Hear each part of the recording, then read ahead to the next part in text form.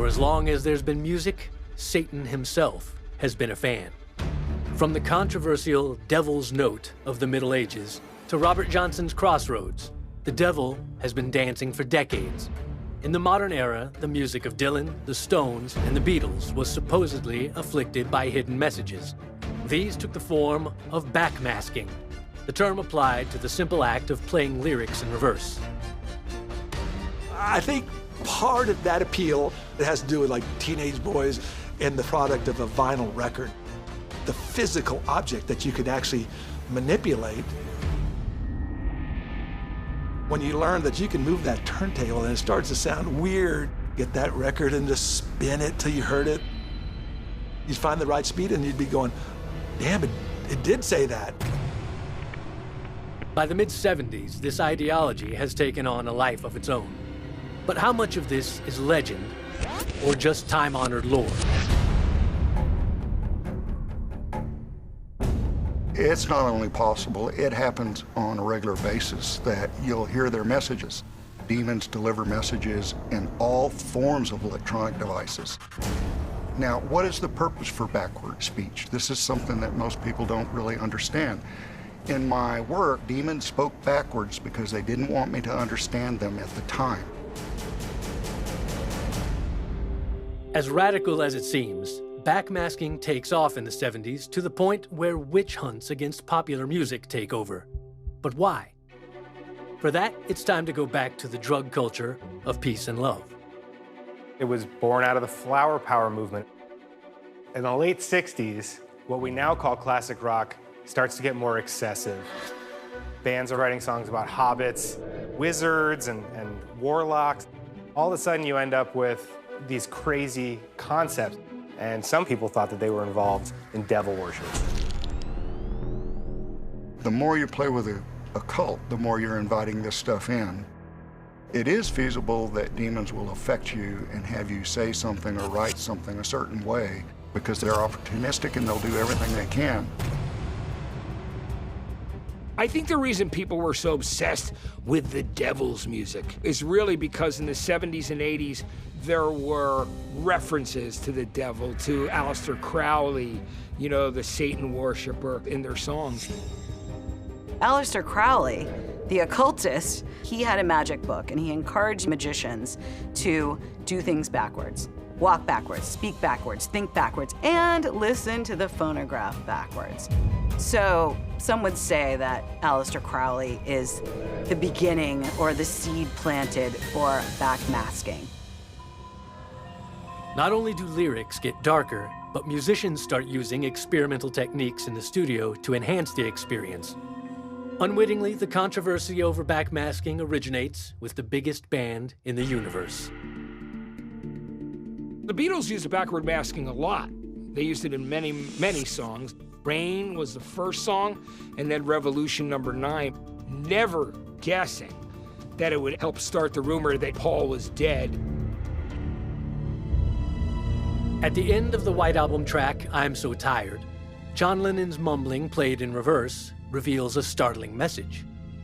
If you play it backwards, you hear someone saying Paul is dead forwards.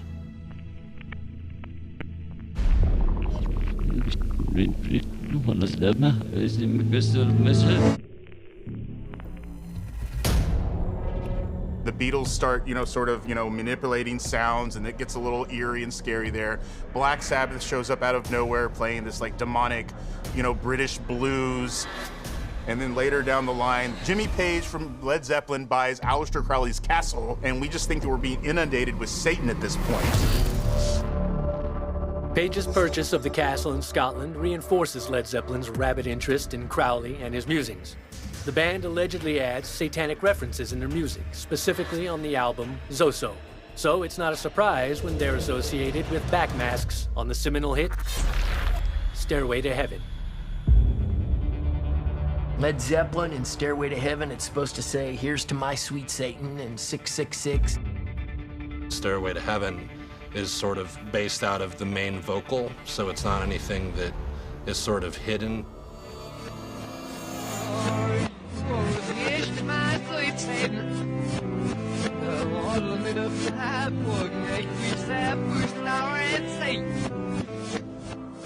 They would have had to have figured out what things would sound like backwards as they were writing the lyric. While Led Zeppelin denies accusations that they're intentionally adding backward messages, the phenomenon draws the attention of religious leaders, and no artist is off limits. Religious folks jumped on the whole backmasking bandwagon. Suddenly, we were drawn into it. We were being accused of putting these satanic messages backwards on our records.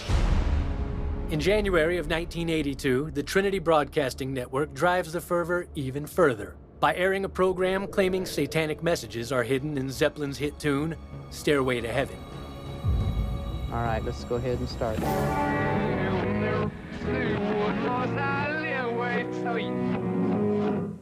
Okay. As I live with Satan. How many in the audience heard that?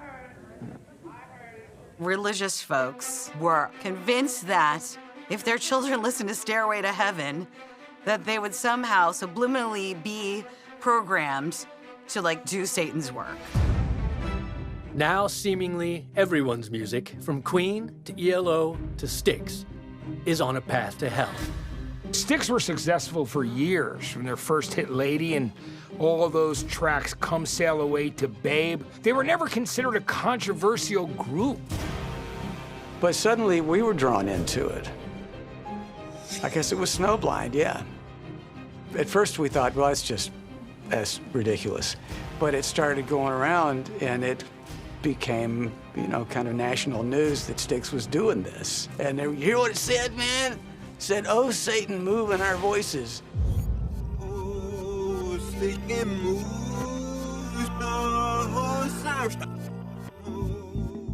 People were telling us that their preachers were telling them, do not listen to Styx because they're evil, they're devil worshipers. The record company, you know, and A&M was, they were fine with it, they loved it. They said, everyone's going out and buying your album now. So now someone wants to be able to prove that this is actually happening, and the only way to do that is to then buy the record to check for yourself. That was someone's genius, okay? Styx capitalizes on the controversy by intentionally adding a backwards message to their follow-up concept album, Kilroy Was Here. We decided on the Kilroy albums, let's do an actual backwards message. In the song Heavy Metal Poisoning, the words rock and roll is evil was specifically spoken backwards.